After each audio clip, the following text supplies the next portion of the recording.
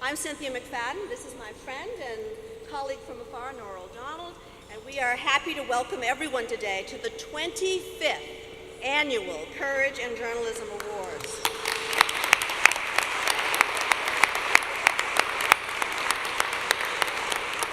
And what an anniversary it is.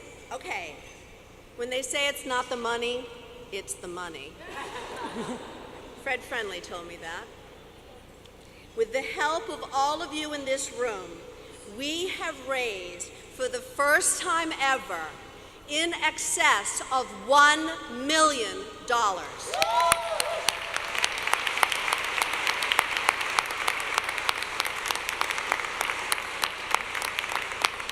I was going to say, give yourselves a hand, but I'm happy I didn't have to. The first awards were launched with the foundation of the IWMF in 1990 during a dinner ceremony at the National Museum for Women in Arts in Washington, D.C., with Katharine Graham giving the keynote address. Our annual awardees were Mariha Himadha Duzan, who was threatened for her articles about drug trafficking in Colombia, Romanian Florica Ikim, who courageously opposed communism through her work, Carol Murphy, an American who bravely reported from Kuwait during the invasion and liberation, and Liliane Piapol, a radio correspondent from Haiti who was arrested, imprisoned, and exiled for her views on the government in her country. Since 1990, more than 100 women have received the Courage and Lifetime Achievement Awards, each of whom chose to bear witness to history and face public criticism, threats, and violence. Some reported from war zones. Gordana Nizovic, who covered the siege of Sarajevo from the ruins of her newspaper's offices. Marie Colvin, who covered wars from Chechnya to Syria, where, as we know, she was killed in 2012. And Elizabeth Nufar, killed in Iraq in 2003, whose reporting on the Bosnian War led to the arrest and prosecution of war criminals. We launched an IWMF Fellowship in Human Rights and Social Justice reporting in her name, and this year is the 10th anniversary of that fellowship.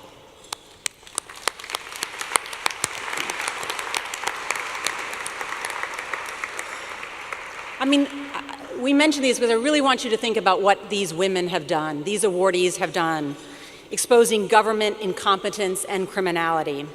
Sir Kalim Faisal gave birth to her son in an Ethiopian prison cell after reporting critically on the government. And Lyubova Kovalevskia exposed secret documents revealing safety concerns at Chernobyl more than a month before the nuclear accident.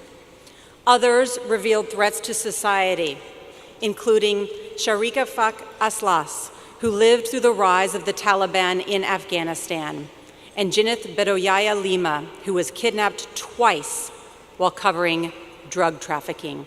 And the list goes on. These women are divided by continents, by decades, and by experiences, but they are united by courage. Each one has stood for the truth, for openness and justice in places where people still suffer from the lack of both. In celebrating a quarter century of courage, it's only fitting that we say thank you to our founders and to our sponsors who have made it possible for us to support women journalists on the front lines of truth all over the globe. Today's awards recognize the extraordinary. But every day, our programs enable female journalists to more safely, accurately, and more fully to do their jobs. None of this would be possible without our sponsors. To Bank of America, for 9 years as our national presenting sponsor, thank you.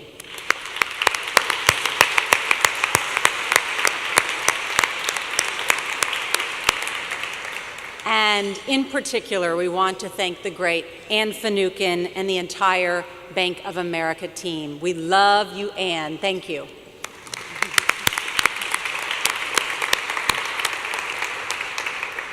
Thank you, Deborah Lloyd of Kate Spade, for your terrific work as Luncheon Committee Chair today. Deborah, beautiful job today. Thank you so much.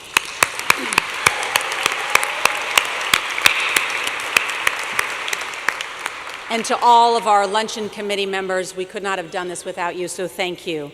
And Bloomberg, LP, one of our earliest and most intrepid supporters, thank you. This year, Bloomberg's Peter Grauer knocked it out of the ballpark as Courage Chair of today's event, so please give him a very warm welcome. Peter Grauer.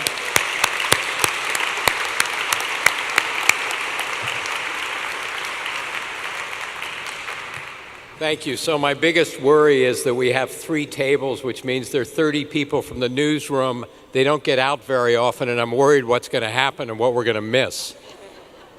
I thought I'd say that to kind of let, a little bit of levity to start with. Thank you, Norah.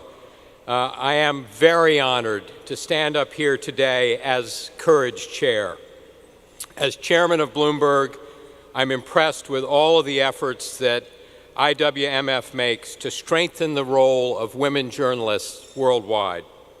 In addition, I know how much this cause means to our editor-in-chief and IWMF board member, Matt Winkler.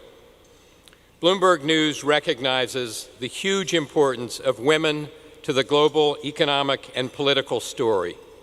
And Matt Winkler has been leading a project for 4 years to fully integrate women into all of our news coverage. About 2,400 journalists in more than 150 bureaus are part of this effort. We've found that recognizing and revealing women's roles as actors in the global economy isn't just good journalism, but also great for breaking news and better understanding how the world works. It's critical to making us a better company. We've also boosted women as news decision makers in our newsrooms around the world, doubling the number of female managers and realizing the great benefits of a more varied discussion in all of our newsrooms. The women we are recognizing today, and many more on the front lines of reporting the news in some of the most difficult parts of the world, deserve our wholehearted appreciation, support, and thanks. Both the men and women at Bloomberg News recognize their amazing contributions. Thank you all for being here today to support this wonderful cause. Thank you. Thank you, Peter. Every organization that deals with women needs a few good men, and he's one of ours. And speaking of a good man, I think it's appropriate with this assemblage to note the passing of Ben Bradley overnight. Many of you had the pleasure of working with Ben over the years.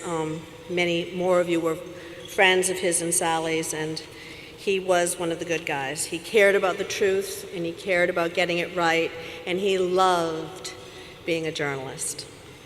It is now my great pleasure to introduce one of our founders, speaking of great journalists, and one of the most prominent journalists of our time, the one, the only, Judy Woodruff. Thank you, Cynthia, and congratulations again to the IWMF. 25 years, what a journey. Thank you to everybody who made it possible. Isn't it amazing?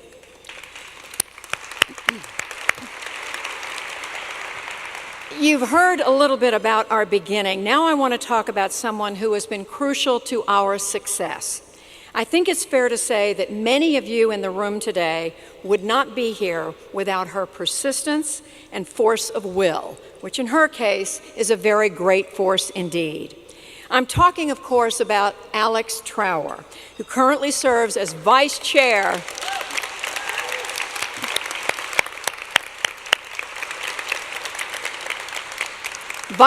of the IWMF Board of Directors. She has been one of this organization's greatest champions for more than a decade. I am so proud to call her a friend, and I am consistently impressed by her resolve, her dedication, her grace. Because of this and more, we could not think of a more fitting recipient for this year's Leadership Award. Alex's support of the IWMF has followed the same trajectory as her remarkable career as a communications leader at major global corporations. She learned about the IWMF's work in 2001 As a marketing director at J.P. Morgan, Alex won the company's support for the Courage in Journalism Awards. She said she was drawn in by the cause of freedom of expression. She said that journalists, the stories of women journalists who sacrificed so much to keep the world informed, made all the difference to her. She said it made sense intellectually. It was also something that spoke to my heart. When she joined Bank of America in 2003, she introduced the IWMF to the woman you just heard about, its executive, Anne Finucane. She succeeded in bringing the bank to IWMF as the major sponsor of these awards, a partnership that has only become stronger over the years. Then, when she joined the Estee Lauder companies in 2008, Alex saw a natural alliance. After all, this is a business that serves women all around the world. She spoke with Deborah Krulowicz, who leads the company's charitable giving, and quickly made a believer out of her, too. Once again, Alex's perseverance, her insight, led to another key contributor to IWMF's work and to Courage.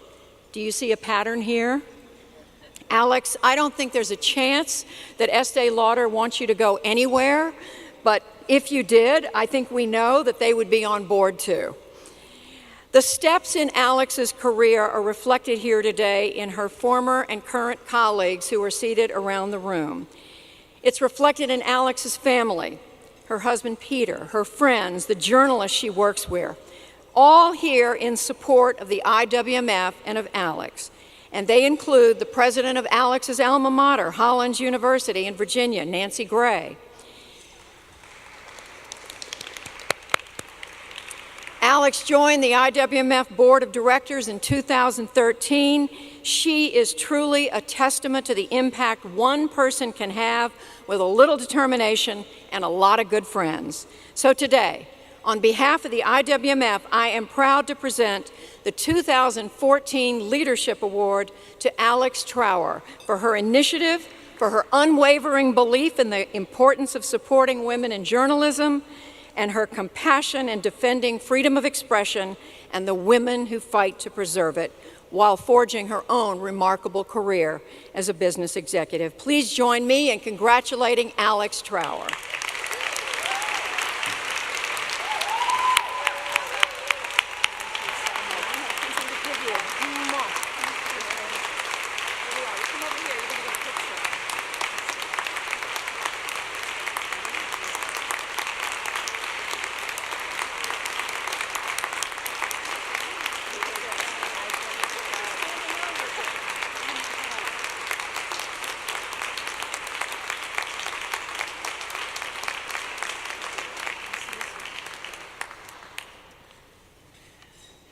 Oh, my stars.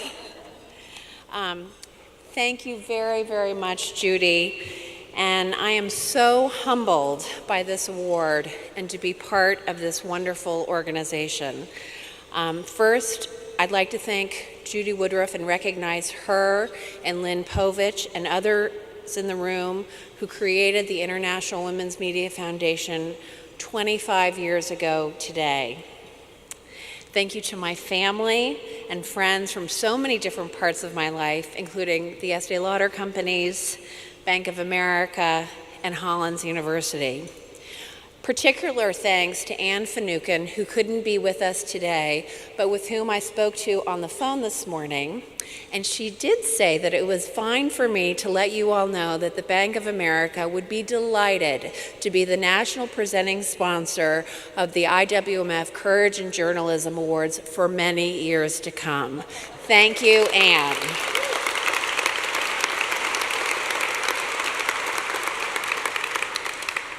People keep asking me how I got so passionately involved with the IWMF, and there are lots of good answers. I care about journalism, I support women's careers, and of course, it's a great cause. But the real answer is different. The real answer is my father. I grew up in a funny little pocket of Southwest Virginia called Blacksburg, which is home to Virginia Tech. And for you football fans, that's the home of the Fighting Gobblers. My dad, a nuclear physics professor who is here today, turned our house into a mini United Nations. Every Thanksgiving and many nights throughout the year, a group of graduate students from all over the world would be holding forth, talking and arguing into all hours of the night about everything from Darwin to quarks to leptons to Death Stars. And for those of you who know me, you knew that even then, I was not very interested in those subjects. I was more interested in high school gossip and in boys, and I have to admit I didn't appreciate sitting there for hours. Then I grew up. Over time, as I evolved as a woman, a mother, a citizen, and a professional, as I made my way from high school to college and out into the world, I realized something. I realized that those dinner conversations were about much more than science. They were about ideas, values, politics, and world affairs.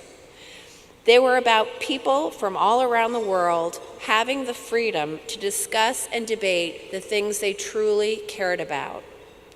They were things that people were willing to stake their lives upon. So that's why I'm proud to say that I'm involved with the IWMF. Today, the world is not a safe place for journalists. According to Reporters Without Borders, this year alone, 54 journalists have been killed in the line of duty. Last year, 79 journalists lost their lives. And journalists don't just risk losing their lives. They're isolated, threatened with death along with their families like Solange, or forced to live secretly like Brankica. Or they report from deadly locations where the risk of being hit by a bullet is business as usual, like Arwa. These journalist heroines practice their craft and risk their lives so that we, the half of the world's population that does have access to information, are better informed, and so that we can have the important debates that I was so lucky to hear growing up around my family's dinner table. In closing, I want to say that today we are reminded again how perilous life can be for female journalists. Not just with statistics, not just with abstract ideas, but with flesh and blood reality. Because it was just 6 months ago, in April, that 2 of our previous Courage awardees were shot by a rogue policeman in Afghanistan. Terribly, Anja Niedingerhaus lost her life in that attack. Her friend and fellow journalist, Kathy Gannon, survived. I'm proud to say that Kathy is here with us today to talk about her experiences and about her dear friend. Please join me now in welcoming journalist Kathy Gannon to the stage.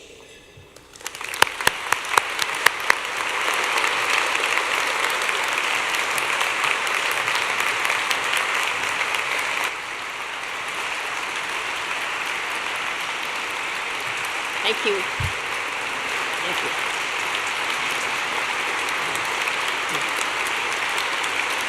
Thank you very much. No, sit down. Oh, sit down. Thank you very much. For me, Anya's pictures are like a glimpse into the hearts of the people she photographed. The heavily armed Marine who shoved his tiny G.I. Joe doll into his backpack before going out on patrol for good luck. Or the Libyan opposition fighter whose face was a strange contortion of jubilation and terror. Or the shy smile of an Afghan child who had survived a brutal massacre by a US soldier in southern Afghanistan, as the child told about the nurses who had treated her injuries in an American hospital. They loved me too much, she said of her nurses. They cried when I told them what happened. In Anya's single photograph of that child, you saw more than the injuries the soldier inflicted. You saw the light inside that child's heart. Anya's pictures made you think and feel. Anya made you think. At the start of her career, Anya pushed and pushed until she was sent to Sarajevo. She told me she had believed then that the only way she was going to be the photographer she wanted to be was to go to Sarajevo. It wasn't that she thought war coverage was the only coverage. God, no. As a matter of fact, she cringed at anyone ever referring to her as a war photographer. But Anya suffered with those caught in the middle of war, caught through no fault of their own. She needed the world to see that they were like you and me. She wanted us to feel what they felt. She wanted to put us in their shoes.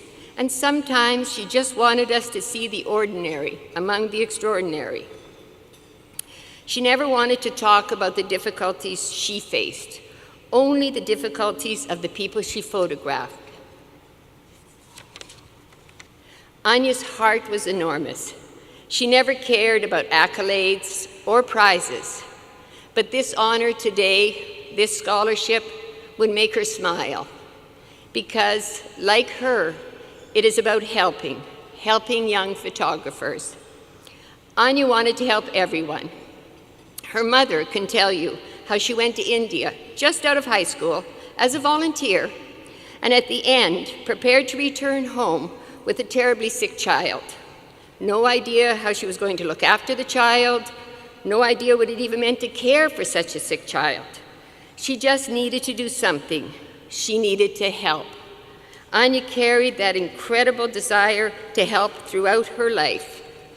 My last memory of Anya was one minute laughing in the back seat of our car, and the next our shoulders pressed hard against each other as if we were trying to hold each other up. I know she's gone, but still I feel her shoulder against mine, holding me. Thank you.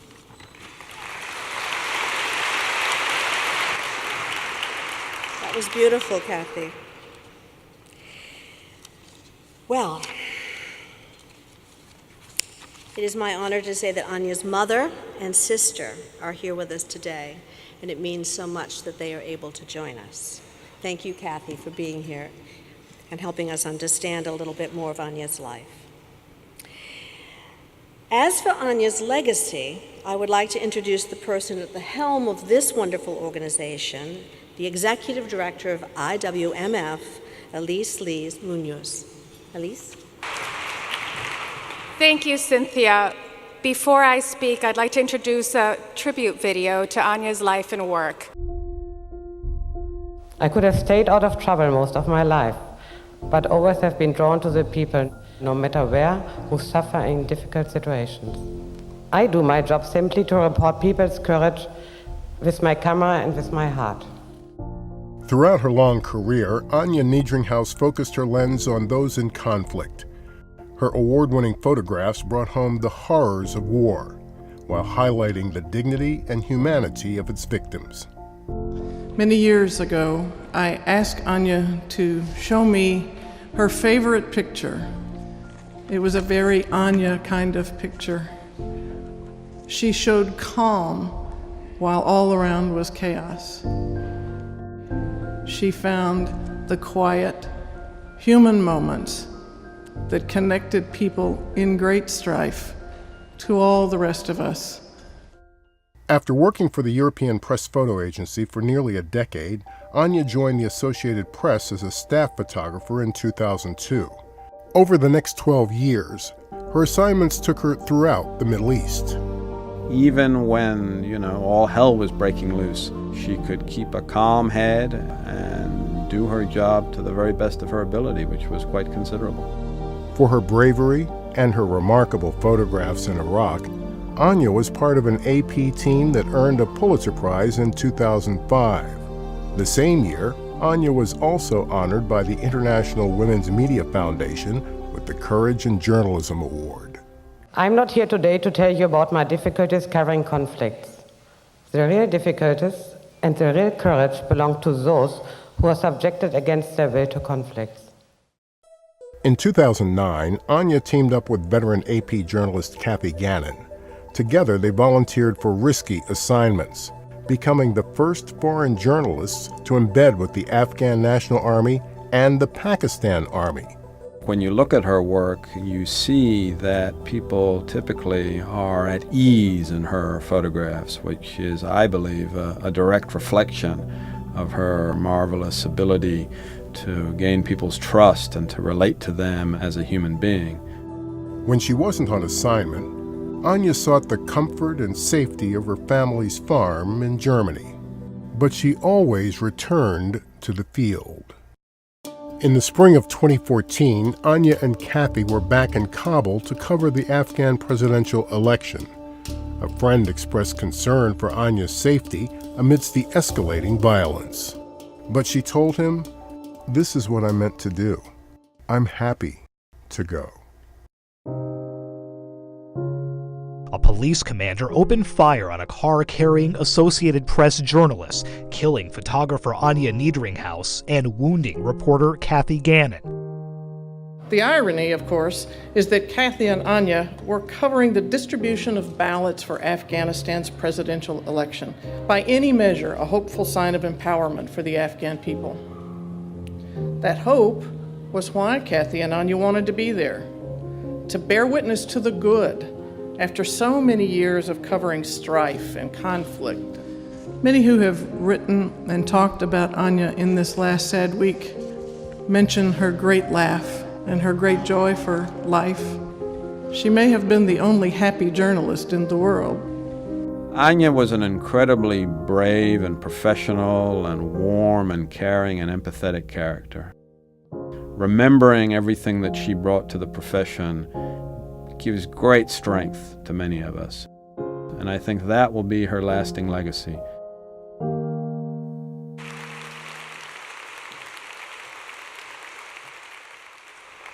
Thank you. Thank you, everybody, for making this a truly extraordinary Courage event.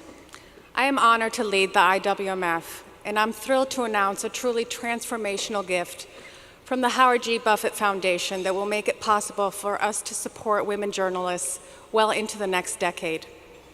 In honor of Anya's life and work, the Howard Buffett Foundation has provided $1 million to fund the new Anya Niederinghaus Courage in Photojournalism Award.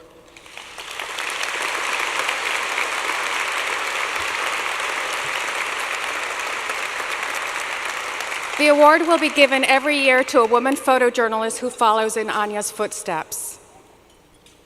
As of today, you can go to the IWMF website to submit your nominations, and the award will be given next June in Berlin.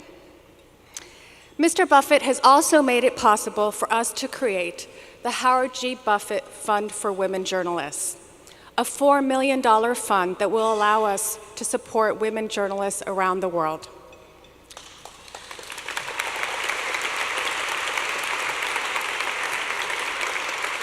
I am deeply grateful and honored to introduce an extraordinary supporter of the IWMF and a friend and admirer of Anya Niederinghaus, Howard.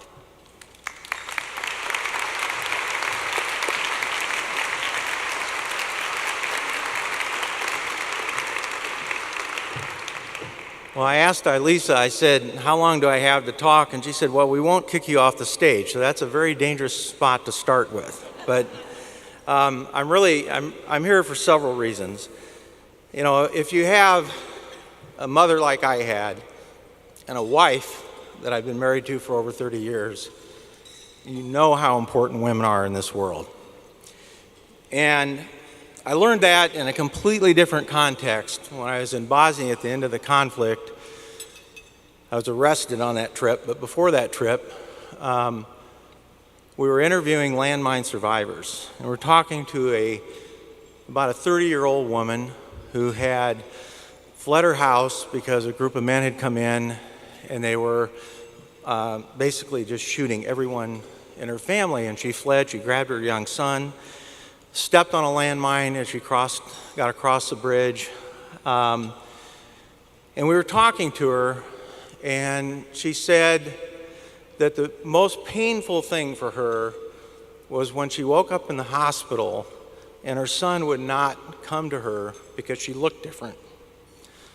So then she kind of stalled out in the conversation.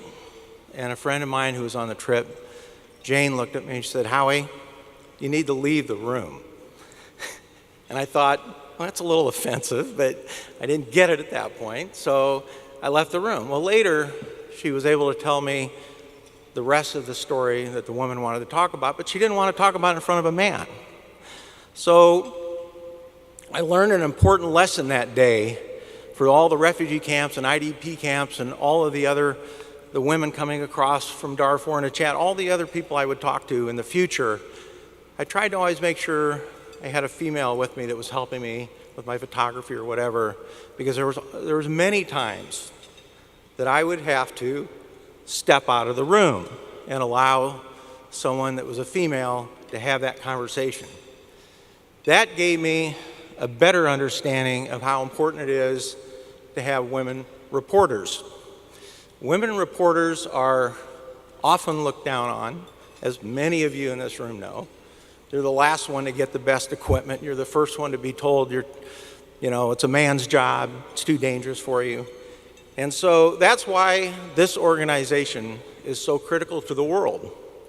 And it's why we believe in this organization.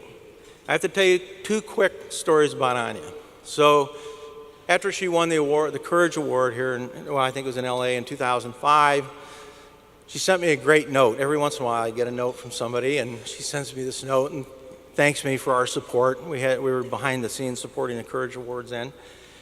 And she says, sometime we'd like to meet. So I said, well, I'm coming back from Africa on such and such a date. I think it was in August or September. And I said, maybe we're going to go through Germany. Maybe I could just meet you at the airport, have a cup of coffee, have a Coke. I said, that'd be great. So I'm anticipating now on my 11-hour flight from Johannesburg to Frankfurt, okay, how am I going to find her? I don't know what she looks like. I don't know her. Of course, my wife calls me low tech and high maintenance. So if I weren't so low tech, I could have looked it up, I'm sure, on the internet or something, but I didn't know how to do that. So Lesley Stahl can tell you that. She interviewed me once, and she knows how low tech I am. So anyway, I get to the airport, my wife's with me, and we're looking around, and we spent an hour looking around, and I'm thinking, God, I can't find her. This is really nerve-wracking, and so we never found her. So we go home. About a month later, I get this email from her, and she says, sorry, I wasn't at the airport. And I don't remember the exact explanation, but something like, it was this classic Anya. It was like, I was in the hospital, I got hit by shrapnel on a grenade, and I couldn't get to Germany. It's like most people have a flat tire or something. I mean, she's like, I'm in the hospital. Anyway, then she came, I had this opportunity to talk to her about the Neiman Fellowships, and so she came to our home in Decatur, Illinois one time, and somehow we were looking at something, and I said, what is that? She says, well, that's my UN press pass. I said, that's pretty cool. I should have one of those. She says, do you have a color copier? I go, yes. She says, well, go copy it, and then you can figure out how to make one you have the colors right. And then as I'm walking off into the other room to do it, she says, don't forget to copy the back. You need that information too. So, in our own way, we had our own experiences with Anya, and many of you knew her very, very much, much better than I knew her. But the one thing we shared was a similar philosophy in both photography and the people we photographed and the circumstances we photographed them in. So she's probably the last one in the world that would want all of us standing up here talking about her.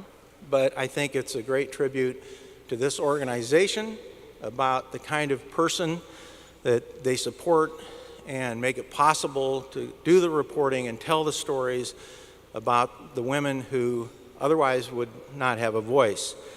So I do have one thing. I normally don't do this. I asked Ann, I said, this might be a little tacky, but she said, no, it's not tacky. You can do it.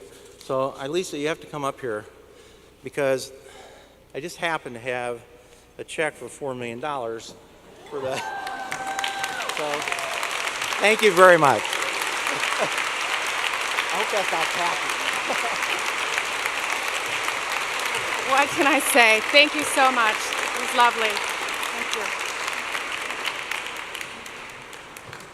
Howard, thank you so much.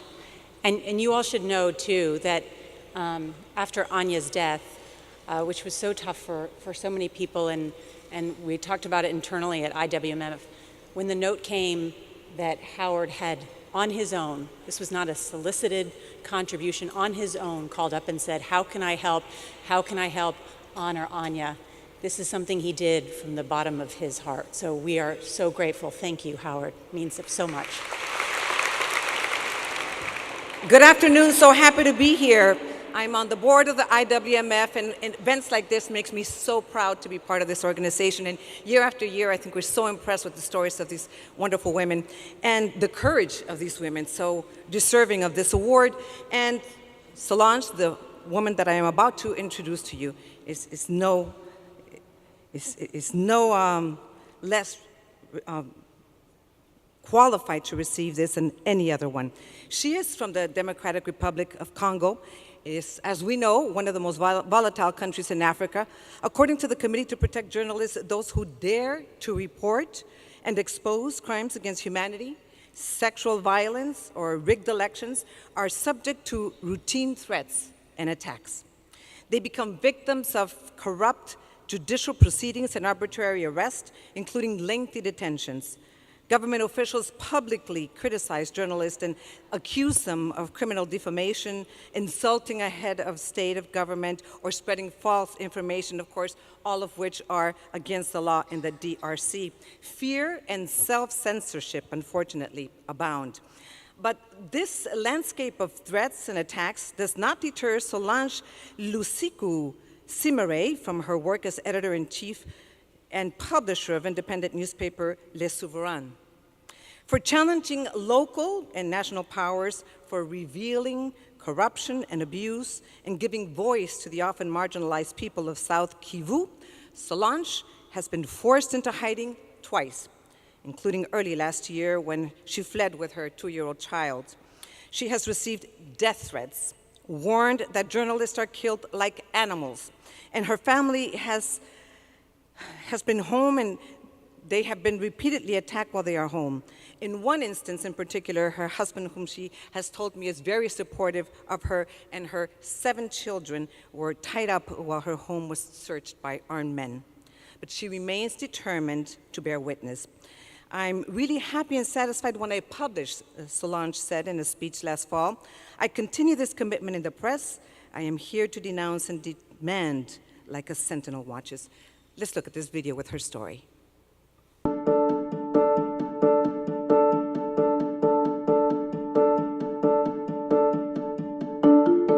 Solange Lusiku Nsimire has been a journalist in the Democratic Republic of Congo for almost 20 years. She is the editor-in-chief and publisher of the independent newspaper Le Souverain, which is distributed in her hometown in Bukavu, one of the most troubled and volatile regions in the Congo. According to the Committee to Protect Journalists, Bukavu is also one of the most violent regions for journalists to work in. Since 2006, 8 journalists have been killed in the Congo. 3 of them in the region where Nsimire lives and reports in. Le Souverain is a small but powerful publication and is the only media outlet in the area.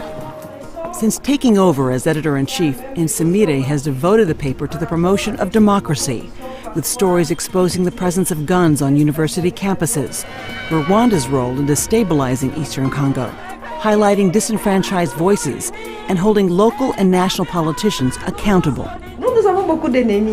We have a lot of enemies, but we tell ourselves that from the moment you hate us because we are straight in our position, because we professionally analyze what we need to analyze. So you're free to hate us, you do not have to love us, and again, we're not here to be loved by everyone.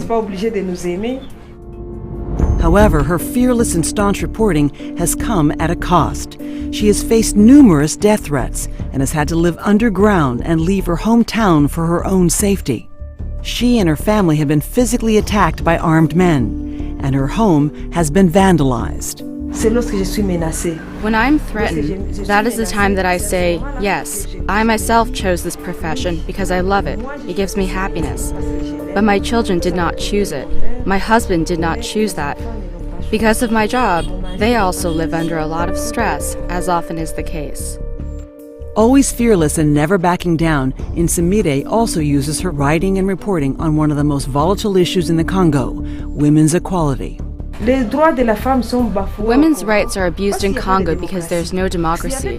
If there was democracy, the numerical majority of women would lead to the will of women being respected all the way to the summit. But as there is no democracy, there is no respect for women's rights. Nsimire began her career as a journalist when she was 17 years old at a local radio station in the Congo. Her ferocious reporting has landed her many accolades and awards, but she shows no signs of slowing down or resting. Journalism is a noble profession. I love journalism. I inform others, and others are happy to have information. That's it. When you do that, even if you've not eaten, even if they insult you after a while, you say to yourself, I chose a good trade. J'ai choisi un bon métier.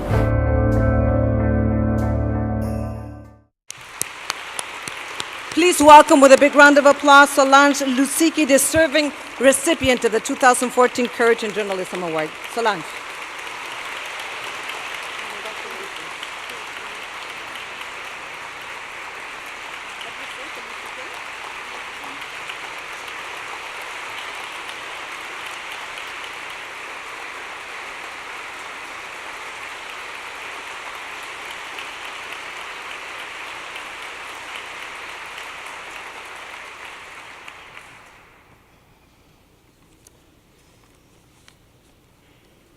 Merci pour ces applaudissements.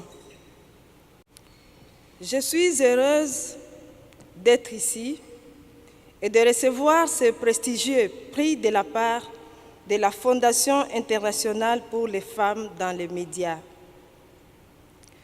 Je suis devenue une journaliste un peu par hasard parce que je n'avais jamais prévu de poursuivre cette carrière.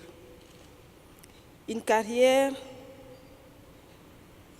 presque comme une conséquence du fait d'être une femme dans mon pays. Une femme qui a voulu donner une voix aux questions et les faits pour lesquels elle a été témoin. Après toutes ces années, une chose est claire pour moi. Le journalisme a été et sera toujours mon cheval de bataille dans la promotion de la démocratie et les droits de la femme. C'est un combat que mes collègues et moi-même nous efforçons de faire grâce à notre journal Les Souverains.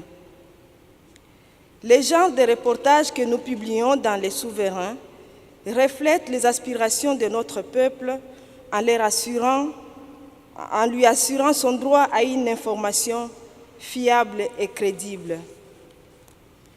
Nous nous intéressons à un large éventail des sujets comme les thèmes politiques, des questions socio-économiques et les événements culturels qui reflètent la diversité de nos citoyens. Les Souverains, notre journal, contribue à la lutte contre la rumeur et la désinformation fort répandue en République démocratique du Congo, mon pays. Étant une organisation de presse qui promeut la démocratie et le respect pour la vie humaine, nous, au journal Les Souverains, travaillons très dur pour reconnaître les droits des femmes et essayons de les positionner dans une lumière plus positive dans notre société. Les femmes congolaises contribuent au changement positif dans notre pays. C'est pourquoi nous rejetons l'idée que les femmes congolaises soient condamnées à la misère. Nous refusons de regarder ces femmes à travers le prisme du viol et de la victimisation.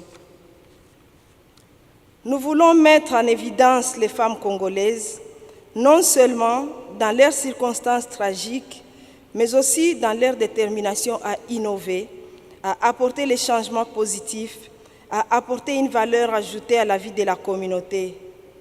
Les femmes congolaises sont vraiment des héroïnes. Il y a une peur généralisée de parler des questions qui touchent les dirigeants. Cette peur se traduit par la censure et l'autocensure dans certains médias. Dans notre journal Les Souverains, la censure n'a pas sa place, l'autocensure non plus. Je suis fière d'être une journaliste libre et indépendante dans mes pensées, dans mon travail dans mes analyses et dans mes opinions. Je publie des informations dans le strict respect de l'indépendance éditoriale du journal et de la dignité humaine, même si cette attitude m'attire des inimitiés et des menaces. Je suppose que j'assume et supporte ces menaces qui ont été proférées contre moi en l'honneur des personnes qui ont besoin d'avoir des informations fiables à propos de ce qui se passe dans notre pays. C'est mon espoir que les générations futures vont utiliser ces informations. Ainsi, dans notre façon, nous contribuons aussi à la construction de la mémoire collective du Sud Kivu et du Congo dans son intégralité. Et je crois que c'est important. C'est le travail de ma vie. C'est pourquoi je n'ai pas besoin des applaudissements pour le courage que j'ai et qui me caractérise dans mon travail. Même si c'était grand honneur aujourd'hui de recevoir ce prix, je vous demande d'examiner et de ressentir de la sympathie pour les Congolais dont le nombre de morts se compte aujourd'hui au nombre de 8 millions. Toute l'humanité devrait en avoir honte. Les dirigeants de mon pays, la République démocratique du Congo, refusent de lever la main et de dire halte à la dévastation qui nous attend. Pourtant, la communauté internationale se tait. Moi, je pense qu'il faut les dénoncer, il faut les faire. Je les fais, je les ferai toujours, car je suis une ouvrière de la plume indépendante. Je vous remercie.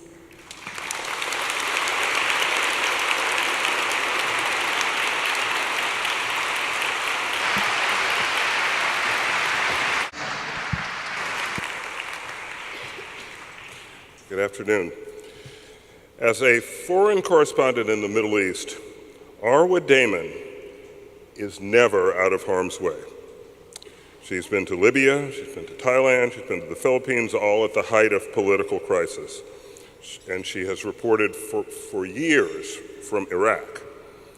She reported recently from Egypt, where the new military-backed government issued a state of emergency that has been used as a pretext for intimidating journalists. In December 2013, Egyptian authorities arrested 3 foreign journalists working for Al Jazeera, who later received 7- and 10-year jail terms.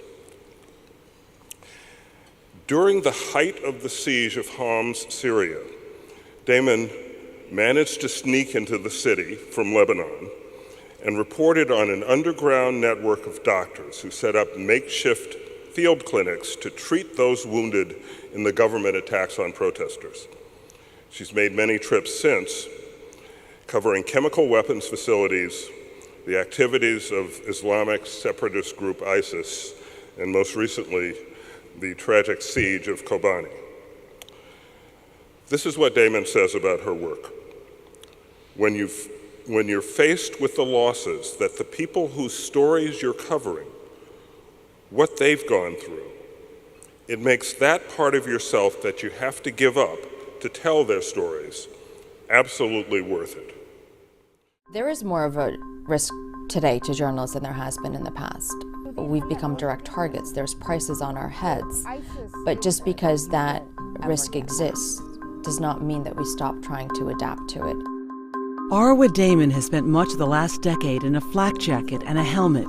As CNN's senior international correspondent, she reports on the world's deadliest spots: Iraq, Libya, Syria, countries many journalists try to avoid. I think I've ended up as being something of the accidental war correspondent. I didn't set out to have that be a focal point of my career. I most certainly am not an adrenaline junkie, but what really keeps me going out there every single day is those human stories. Her own story began in Boston, Massachusetts. Damon was born to an American father and a Syrian mother. Her childhood was spent in places like Turkey and Morocco. After graduating from college in New York, she was trying out different jobs. Then 9/11 happened, and she found her calling. The United States was gearing up for war in Iraq, and being an Arab American, I grew up deeply entrenched in both cultures and felt a desire, a need to try to go out there and, because of my own personal life experiences, try to build cross-cultural bridges of understanding and compassion. Though she had no journalism experience, she set off for Baghdad. She quickly found her footing as a freelancer. Then in 2006, CNN hired her and her career took off. Check for IEDs. Since then, Damon has crisscrossed the Middle East, covering every major event, from the Iraq War to the Arab Spring. Her reporting has shined a light on what's happening on the ground in these complicated conflict zones. Like the Syrian families hiding in bunkers for weeks trying to survive the government's campaign of shelling. What is the world waiting for? For us to die of hunger and fear? And the U.S. airstrike in Iraq that killed 17 people, mostly women and children. When it comes to the Middle East, the problems there are so multifaceted and so difficult to understand that a lot of times there's a sense that it's too overwhelming to be able to cover. And it's not, because every single issue that is transpiring can be simplified to the story of a single individual.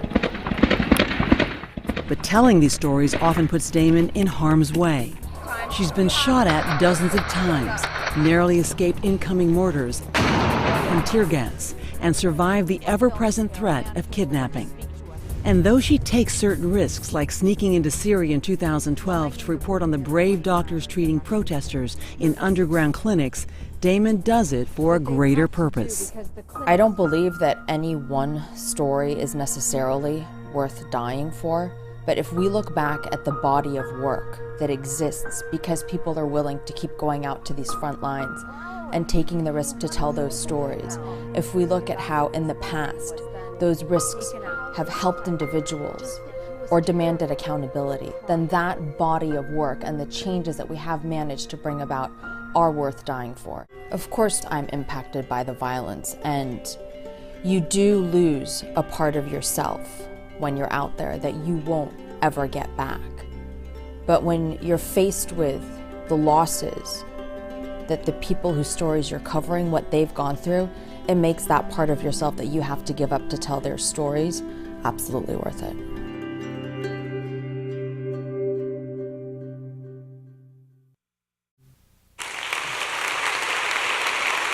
Now, please welcome Arwa Damon.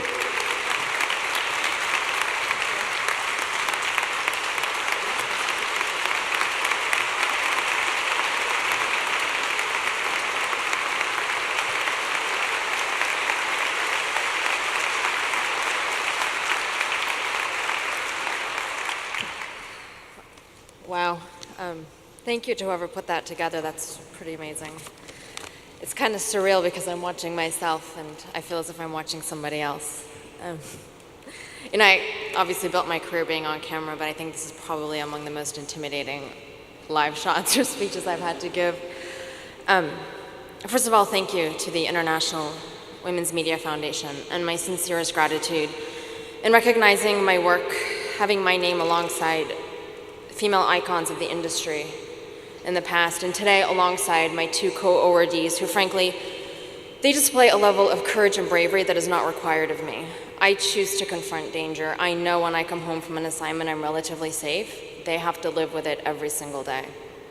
It was over a decade ago, believe it or not, that CNN took a chance on a 20-something-year-old youngish punk with a nose ring and attitude, big attitude, and very little experience. You know, I rarely struggle to express myself, but today, in the last 24 hours, thinking about what I wanted to say and just watching that video, there's a flood of memories going through my head of not necessarily how I ended up here, but the people that I've met in getting here, the people that the industry has sacrificed, phenomenal individuals who have given up their lives in pursuit of the truth, and those who I meet in the field every single day, those human stories you heard me talking about.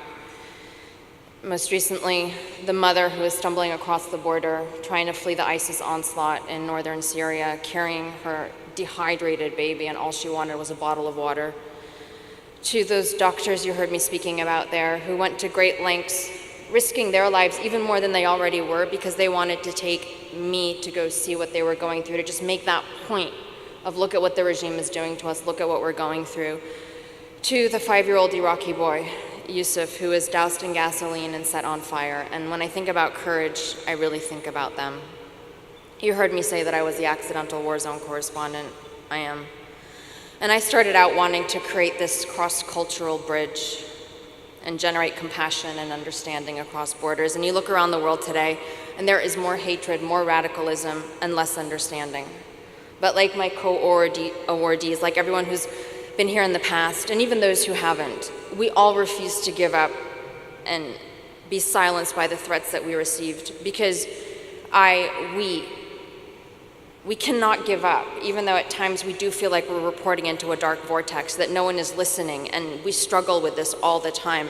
I think those of us that are covering Syria right now, we especially struggle with it and wonder what we could have done differently, should have done differently. We're questioning ourselves and the quality of our journalism, because it does feel as if we're not making the right kind of an impact that we want to make. I may have started out driven by a passion and a desire to create understanding, but I keep going because, like those before me, and like those that are still out there, I cannot stop having seen what I've seen and knowing what I know. I wouldn't be able to live with myself if I gave up or stopped, and I think all of us who are out there feel pretty much the same way. There are countless stories of sorrow. It is overwhelming and it is suffocating. But despite the fact that war zone reporting can tend to have this aura of glamour about it, there really is nothing glamorous about death or killing or anything that anyone confronts in the field in these various situations.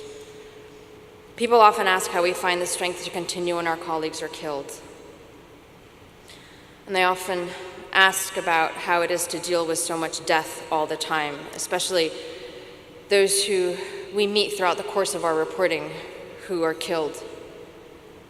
And you heard me say it there. We do it because it's not about our own individualness.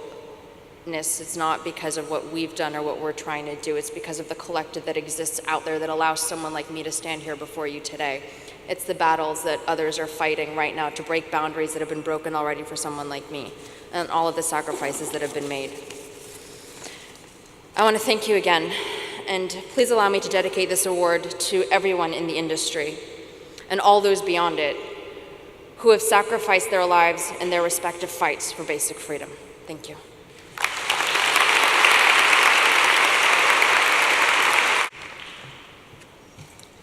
Serbia is a fragile democracy that struggles under political corruption, organized crime, and social ills.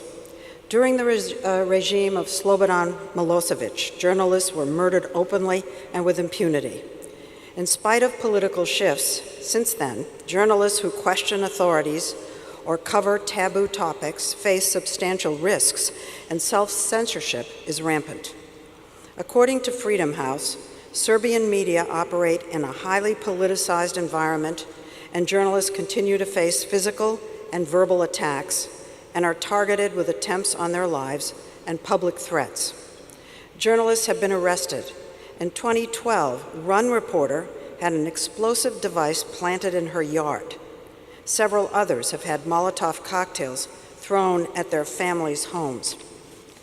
Journalists are threatened legally through the Data Secrecy Act, which protects information of interest to national security, public safety, and foreign affairs, and the law of electronic communications forces all telecom providers to keep records on the source and destination of all communications for 1 year after their collection.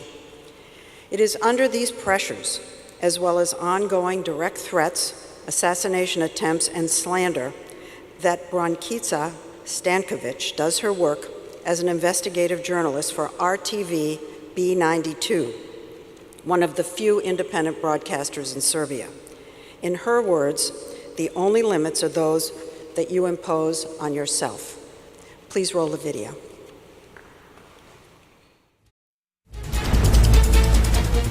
Brankica Stanković has been a journalist in Serbia for almost 20 years. She is the editor-in-chief of Insider, an investigative television series, the only one of its kind in Serbia. Stanković has used the series as a tool for investigating everything from war crimes to institutional corruption to state-condoned criminality. She investigated the whereabouts of Ratko Mladić, the commander in charge of the Bosnian massacre at Srebrenica and a wanted war criminal, and the assassination of Zoran Đinđić, the first democratically elected Serbian prime minister, whose death rocked the new nation, much as the murder of JFK did in the United States. She has exposed Serbia's corrupt judiciary and secret transfers of state money to the offshore banking haven of Cyprus. Svaki novinar koji želi da dođe do informacija može da dođe do informacija. Svaki novinar koji želi da se bavi ovakvim temama isto tako može uspešno se baviti takvim temama. Pitanje je samo da li to neko hoće ili neće da radi. Mi smo odlučili da to hoćemo da radimo i zato smo sve to. Her fearless muckraking has come at a cost. She is dogged by death threats from those she's investigated.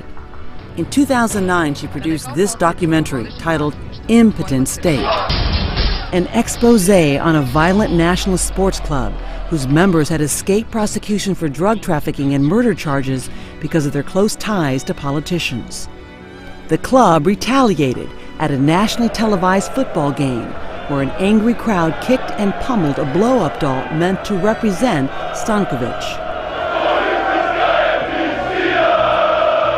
They chanted, "Brankica, you whore," and made veiled threats on her life, finally stabbing the doll. Within days, the Serbian State Security Service insisted Stanković have 24/7 police protection. Since then, she can go nowhere without her 4 bodyguards, not even, she says, to throw out the trash. But despite the police detail, the threats keep coming. In 2011, after an insider report exposed the misuse of public funds by a state-owned mining company, obituaries for Stanković and her colleagues were plastered on walls and kiosks near Belgrade. In her autobiography, Insider, My Story, published last year in Serbia, Stanković reported that at one point her enemies hired a hitman. He was eventually arrested, living in Stankovic's apartment building, in the unit just above her. While the threats have multiplied with every expose, Stanković remains determined to expose corruption and to speak truth to power. Bez obzira na sve to, kad negde podvučem crtu, ja bih opet radila potpuno isto, jer smatram da je to jedino to posao novinara, da radi u interesu javnosti. Stanković began her career in journalism in 1996 at RTV Studio B and then moved to Radio B92. In 2004, she started The Insider. She has completed courses from the BBC and IREX and has won many prestigious journalism awards in Serbia. She was selected as one of the 100 international information heroes by Reporters Sans Frontières. Ograničena sloboda kretanja i život kao u zatvoru, velika cena koju plaćam, ali prosto se ne kajem. Dakle, niti kukam zbog toga, zato što je to negde bio naš izbor.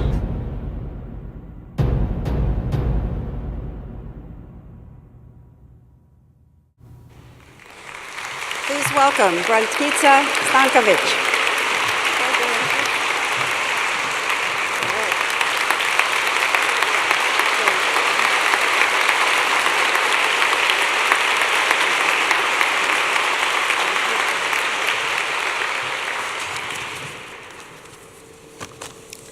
Good afternoon to all of you. I am really honored to be here with you today and to be one of the few women journalists from around the world who has been selected to receive this important award. It's always difficult to attract attention to what you are doing, especially when you come from a country like mine, which has the same population as twice the size of Los Angeles and less populated than city of New York. Still, my work has attracted your attention. In the last 10 years, I have received more than 15 local and international awards for investigative journalism. But this worldwide award is proof that when you do your job properly and professionally, borders are not important. And it doesn't matter where you are on the globe, where you live and work. What matters is that quality is recognized. Our motto has always been that journalists work for the public and there can be no compromise when it comes to truth and public interest. For that reason, Insider has had the same slogan for 10 years. They are forbidden questions, answers that should not be heard, lines not to be crossed. This is where Insider starts. I think that is a very important message to all journalists in the world, because in every country there is always someone who will try to prevent the truth being revealed. This award is for journalist courage, but still I don't consider myself a brave woman. My friends often ask me how it can be possible that I'm afraid of insects, but not afraid of revealing information about powerful people from the world of business, politics, and mafia. I think it's a matter of deciding either to do your job in the best possible way or not do it at all. However, there have been moments when I have sat at home alone and wondered why I needed all this. On Christmas Eve, at dinner, I had to lie to my father, saying that I needed to go away for a rest. The truth was that I had to leave town for a while, as the police assessment was that I was no longer safe in the city where I live in Belgrade. I read the official police records about who wanted to kill me and how. My life, because of everything that happened to me, has become something like an action-packed thriller, but I alone choose this way, and I will not give up. Anyway, there have been so many difficult and stressful moments in the past 5 years, since I have police protection. And just because I did my job to the best of my ability, some precious moments of my life have been taken from me. For example, just after my daughter was born, I could not carry her in my arms when I was leaving hospital because of the security assessment. I had to let someone else take her out 5 minutes before I left.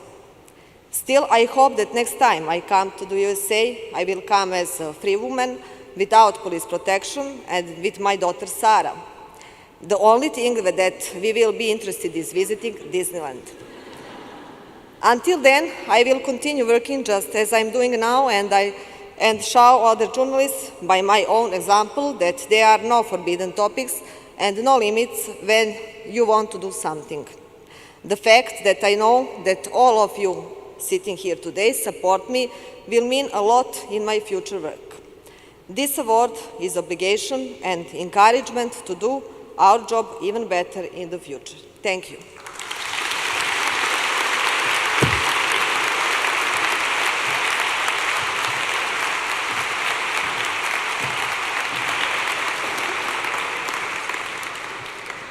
Brankica, Arwa, and Solange, congratulations. You inspire all of us. I think all of you here will agree that our awardees today are exceptional, and they are representative of hundreds of women journalists around the world who work to inform us amidst the gravest of risks. We want to take a few minutes to pay tribute to all journalists who put their safety on the line, especially those devoted to and ultimately lost their lives to covering stories in places ravaged by conflict, turmoil, and corruption. 40 journalists have been killed in the course of their work this year. For giving voice to so many, let us say thank you and remember.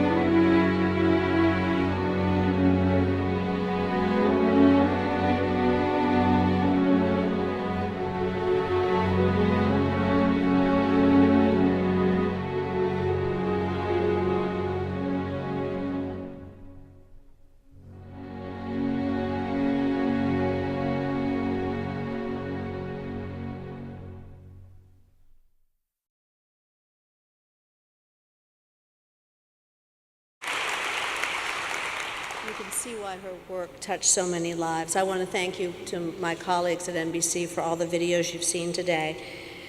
The risks that journalists face around the world seem to be ever growing. Last year in this very room, you helped us establish an emergency fund for women journalists. In this room, we collected at lunch $60,000. Now, the requests we see far outweigh our ability to address them. And so Norah and I are going to ask you once again to help us build up our emergency fund and provide life-saving assistance. So, there are little cards on your table. Fill them up. No excuses. If you don't have cash, we happily take all major credit cards. One of the folks on the staff suggested that maybe you would consider giving the price of the shoes you have on today. Each card represents a lifeline to a female journalist somewhere in the world. A plane ticket, a doctor's bill, a lawyer. It means the ability to go into hiding when necessary, to get out of the country, temporary housing to protect a family, trauma counseling for those affected by PTSD. So, think about those maybe a little wet shoes you have on. Think about the women who you've met today and give as generously as you can. Norah? And while you're filling out those cards, I want to tell you about the first recipient of IWMF's emergency assistance. Tabora Aya Ovori is an incredibly brave Nigerian journalist who risked her life to investigate the disappearance of young women in the sex trade. She knew that women were often sent abroad in large human trafficking schemes only to return or not months or years later with debilitating sexually transmitted diseases or advanced AIDS. Ovari posed as a desperate woman seeking to improve her life as a sex worker. Well, she was eventually chosen to be part of a group of women who would be smuggled to Italy via Benin. Now, in spite of security precautions taken by her editors and her family, Ovari was quickly lost inside the trafficking ring. Her phone was taken, and she was moved around against her will. Ovari experienced repeated beatings and other kinds of physical abuse while inside. She witnessed horrors like the beheading of 2 women. Ultimately, she escaped on the border between Nigeria and Benin, where she was rescued by a male colleague. After documenting her experience in an expose for her newspaper, she began receiving threats. Days later, men harassed her family and asked after her whereabouts. Ovari went into hiding. After learning about her story, IWMF knew it had to help. So in partner with CPJ, we reached out to Ovari and learned that she had been in and out of the hospital with trauma. And so, we are so pleased to announce here today that Ovari will be on a plane to the United States in a few short days, where she will receive treatment from a specialist facility in Arizona. That is because of this fund. That is because of what you're filling out on these cards today, what you did last year when you were here. So thank you. We are going to continue to move forward with your support. So fill out those cards. Encourage the people you're sitting next to fill out those cards as well. Your support is needed now more than ever. And, we've been blessed this year with the generosity leading up till today with Howard Buffett's amazing gifts, but this fund is special. This fund will really make the difference in the life of an actual woman and her family. So we hope that you'll raise your hand when you finish filling out the form. Somebody will come and take it from you. And, it's a fight that you can help win. And so we thank you. We thank you for your help. Yes. And before we close, we do have one more exciting announcement. In our introduction, we told you about the exciting expansion of IWMF's work. We are pleased to tell you about a new program focused on enhancing journalists' personal security. So with the support of the Buffett Foundation, in December, we will be launching Reporta. And Reporta is a mobile app that enables journalists to report when they are in danger, to establish check-in protocols and raise the flag when they are missed, and this will facilitate the reporting of abuse, threats, and attacks. So Reporta will be launched in English, French, and Spanish, and we are also working on an Arabic version. So please visit IWMF.org for more information on that app. Well, thank you all for being here today. It was an inspiring day, I know, to those of us up here, and I hope to all of you as well. Fill out your forms if you would, and we hope to see you right back here next year. Thank you so very much. Thank you for your support.